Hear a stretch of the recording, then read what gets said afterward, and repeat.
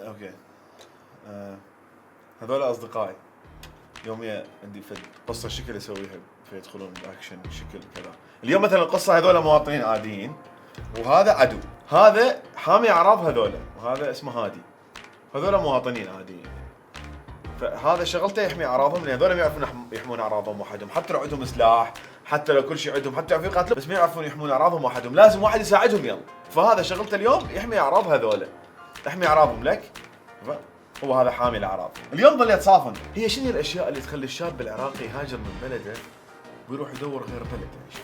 لانه صعب الانسان يطلع ويعود ذكرياته وتاريخه واصدقائه وقعداته وربعه ويروح يتلطلط ويتعب ويلعب بيطوبه على مود اقامه وجنسيه وجواز. بعدين تذكرت خالد العطيه صار رئيس هيئه الحج والعمره فضيتهم عذر. اذا ترجع الموضوع من البدايه، مثلا ترجع على حياه الشاب العراقي او ترجع على حياه الشاب من اول ما يقعد الصبح. مثلا اول ما يقعد الصبح تقعد تلقى روحك مدبق من الحر، الجوزه نازله، حضره جناب سعد بن مولده نايم بالكرفان لان كان يحاج صاحبته 3 الفجر فاخذت الغفوه. تقعد يعني تتحسب والله من الصبح وتعطي كم فشوره على سعد بالصباحيات، تتريق بهالحر الرطوبه والحجيه، تجيب لك جلاس شاي تقول عبالك بخدرته بجهنم. اذا تنتظر الشاي الى ان يبرد معناها 12:30 يلا تروح الدوام. والاسوء شاحطيك من الصباحيات دازيك تجيب صمون ب1000 لان حضره جنابهم يدورون صمون حار. ادري مسلسل مدبلج تدورون خبز حار من الصباحيات.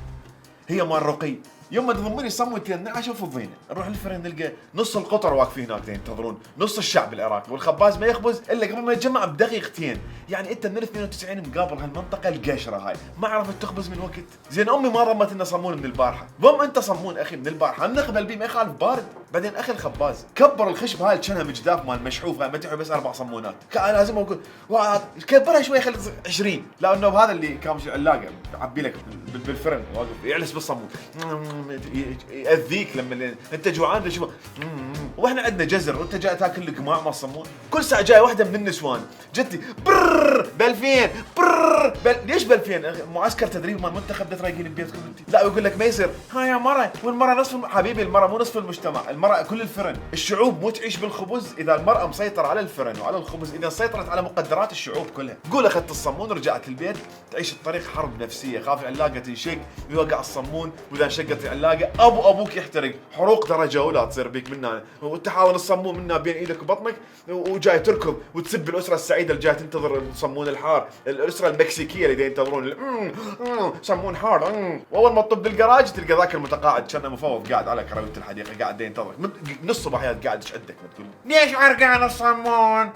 شو اسوي له يعني؟ اجيب لك علاقه حرير احط لك فيها الصمون؟ انا مو قلت له حمصها زايد يابا، انا مو تشيليز شبيك؟ ليش ما فيها سمسم؟ يا انت تريد صمونه لو كيكه مال عيد ميلاد، خلصونا بهالريوق الاخضر هذا يا اخي. يقنقن على الصمون، يقنقن على الطرمه، يقنقن على البهارات مال جدر، يقنقن على كل شيء. ليش طولت زلفك؟ انت ايش عليك بزلفي يا اخي؟ ايش عليك؟ ليش لابس تيشيرت مال برشلونه؟ ليش تقاعدت يابا؟ ليش تقاعدت؟ لو بيدي امدد لك دوامك واخلي تقاعدك من الدائره للمغسل، والله الله لا يعطي لي عدل قانون الخدمه. قول تريقت وخلص الريوق الاكشر هذا ولبست، ضربت جلك الزين، ساعتك حمراء، سواراتك شنق قوايش مال مسجل، طقت الحذاء الابيض، حاولت تتفائل بالحياه، في مال لا قول طلعت من البيت وصلت يم الفرن بعد السره نفسه، وبعدها نفس المره تجي تاخذ ب2000 صمون، يمكن فتحه محل جمله جواها. قول وصلت للسيطره مال طلعه مال المنطقه، اجت الكيه اشترت للسايق، تصير عند بيناتكم هذا الحوار.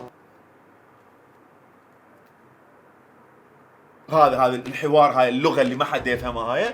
قول ما يخالف اتفقتوا على حتى على الكروه، اتفقتوا من هنا، اتفقتوا على كل شيء من بعد مسافه 20 متر، اجي ابو الكيه وقف هناك بعد 40. ليش اخي؟ ليش تركضنا من الصباح ناقص نركض احنا؟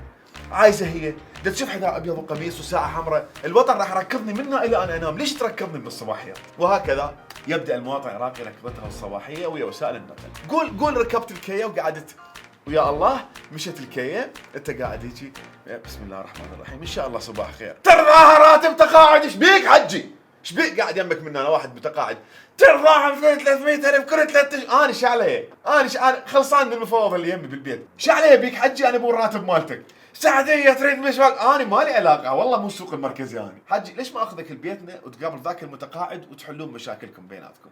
قل لي انت هم عندك مشكله ويا القمع مال الصمون والصمونه المحمصه زايد تريدها؟ قول الحجي ظل يدردم 3/4 الساعه، حاول تلتهي بتليفونك ما راح تخلص، قرر يسكت هو انتهى الموضوع، ينهي كلامه بجمله الله لا يوفقهم. اوكي حجي ماشي رحم الله والديك، تسجنه. هنا أنا اعرف انه انت خلصت من هذا الحج اللي عليه، انت قاعد بالنسبه لي صار هدوء شويه، طفرت عليك جمله الله ينتقم منهم. هوك واحد هنا قاعد منا انا على يسره هم نفس الحاله، صار سنه اركض على يا اخي انا ما لي علاقه، والله مو دوله القانون ولا الحزب الاسلامي، انا جوزوا من عندي يا اخي، حالي حالكم. بس ملاحظه للسواق بالكيه، والله العظيم انا لا مسؤول ولا سياسي ولا صاحب قرار ولا مدير عام البنك المركزي ولا مدير عام المرور، اخي ما لي اي دخل بالازدحامات ولا بقطع الرواتب ولا بالتعيينات ولا بالوضع الامني، مواطن حالي حالكم، روح شوف لك دكتور نفسي واشتكي يم المشاكل، ما لي علاقه انا. قول نزلت من الكيه ووصلت للشغل مالتك. هاي راد لها جزء ثاني، راد لها انتظرونا الاثنين الجاي.